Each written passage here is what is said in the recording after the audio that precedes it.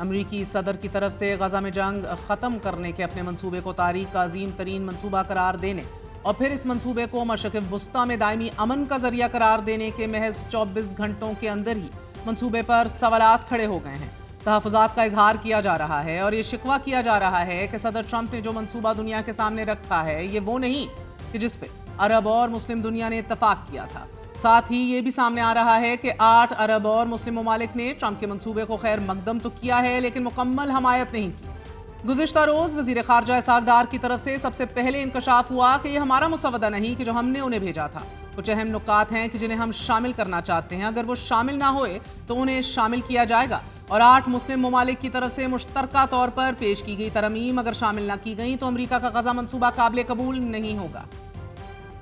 پاکستانی وزیر خارجہ اسحاق ڈار کی جانب سے اٹھائے گئے تحفظات کے ساتھ ہی قطری وزیر اعظم شیخ محمد بن عبد الرحمن ال ثانی نے بھی غزہ امن منصوبے میں کچھ نکات پر وضاحت اور مذاکرات کی ضرورت پر زور دیتے ہوئے یہ کہا ہے کہ کل جو منصوبہ پیش کیا گیا وہ اصولی نکات پر مبنی ہے کہ جن پر تفصیلی گفتگو اور ان کے عملی طریقہ کار پر بات ہونا ابھی باقی ہے، جبکہ اسرائیلی انخلا پر خاموشی اختیار کرنا ممکن نہیں۔ قطری وزیر اعظم نے الجزیرہ سے گفتگو کرتے ہوئے یہ بھی کہا کہ دوحہ کو ابھی تک حماس کا اس منصوبے پر جواب موصول نہیں ہوا۔ ہم اب تک حماس کے رد عمل سے واقف نہیں کیونکہ اس کے لیے فلسطینی دھڑوں کے درمیان اتفاق رائے ضروری ہے۔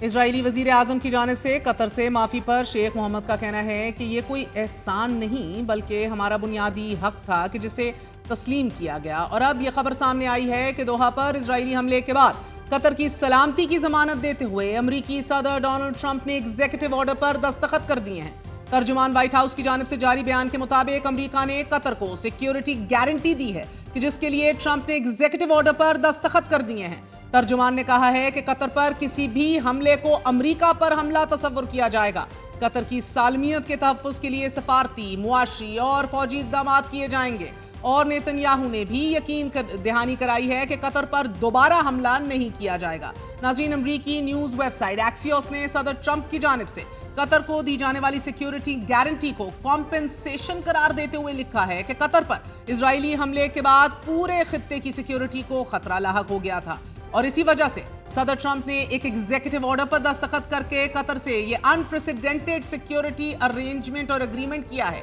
یہ معاہدہ اسرائیلی وزیر اعظم کی وائٹ ہاؤس میں موجودگی کے دوران کیا گیا ہے، اور یہ معاہدہ ثابت کرتا ہے کہ قطر عرب ممالک کے مقابلے میں امریکہ پر کس حد تک دباؤ ڈال سکتا ہے۔ اسی دباؤ کے تحت صدر ٹرمپ نے اپنی موجودگی میں ہی اسرائیلی وزیر اعظم نیتن یاہو کو قطری امیر کو فون کرنے پر مجبور کیا کہ جو یقیناً ایک سیاسی ہیوملیشن سے کم نہیں تھا۔ یہ معاہدہ اس وجہ سے بھی اہم ہے کیونکہ سعودی عرب دہائیوں سے امریکہ سے اسی نوعیت کا سیکیورٹی معاہدہ کرنا چاہتا تھا کہ جسے امریکہ بار بار ڈینائی کر رہا تھا۔ یہ سیکیورٹی گارنٹی اس وجہ سے بھی اہم ہے کہ گزشتہ ہفتے ہی پاکستان اور سعودی عرب نے بھی اسی نوعیت کے معاہدے پر دستخط کیے ہیں۔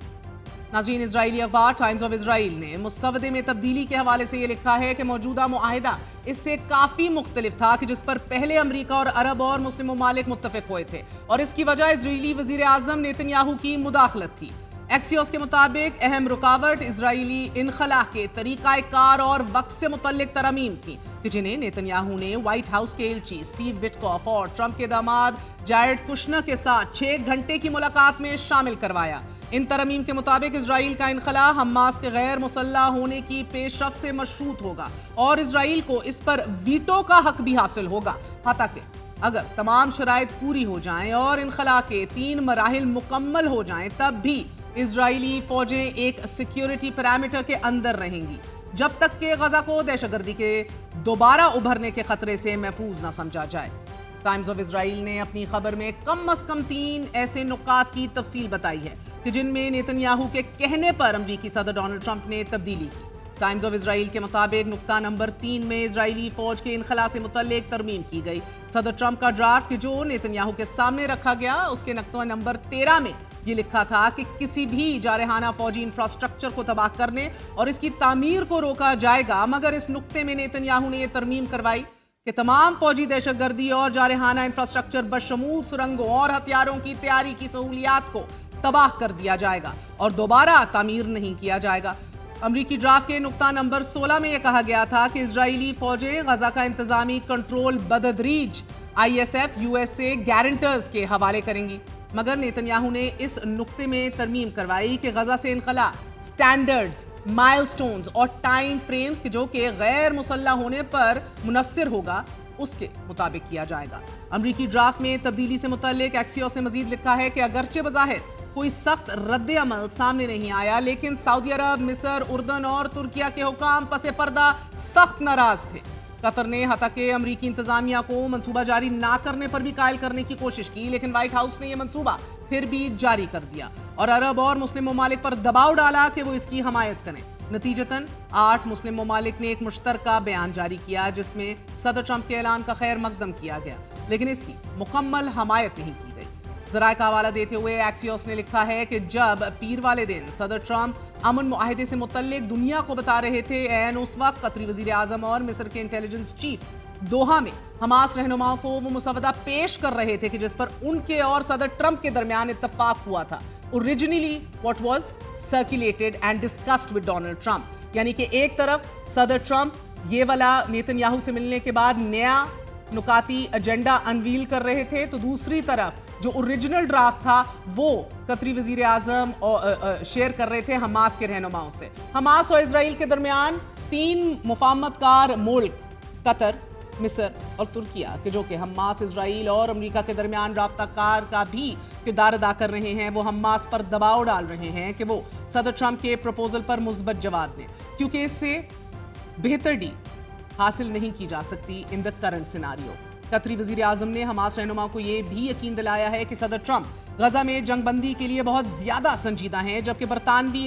نشریاتی ادارے BBC نے حماس کے ایک سینئر رہنما کا حوالہ دیتے ہوئے یہ رپورٹ کیا ہے کہ حماس غالباً ڈونلڈ ٹرمپ کے غزہ امن منصوبے کو مسترد کر دے گا، کیونکہ یہ اسرائیل کے مفادات کی حفاظت کرتا ہے اور فلسطینی عوام کے مفادات کو نظر انداز کرتا ہے۔ رپورٹ کے مطابق حماس غزہ میں عالمی استحکام فورس کی تعیناتی کی بھی مخالفت کر رہی ہے کہ جسے وہ ایک نئی قسم کا قبضہ تصور کرتی ہے۔ BBC کو ایک اور سینئر فلسطینی عہدیدار نے یہ بھی بتایا ہے کہ غزہ میں حماس کے فوجی کمانڈر کے بارے میں خیال ہے کہ وہ مذاکراتی منصوبے کو قبول کرنے کی بجائے لڑائی جاری رکھنے کے لیے پرعزم ہے، جبکہ فرانسیسی خبر رساں ادارے AFP نے ذرائع کا حوالہ دیتے ہوئے یہ دعویٰ کیا ہے کہ حماس کے حکام امریکی صدر کے غزہ امن منصوبے میں غیر مسلح ہونے سے متعلق کچھ شکوں میں ترمیم چاہتے ہیں۔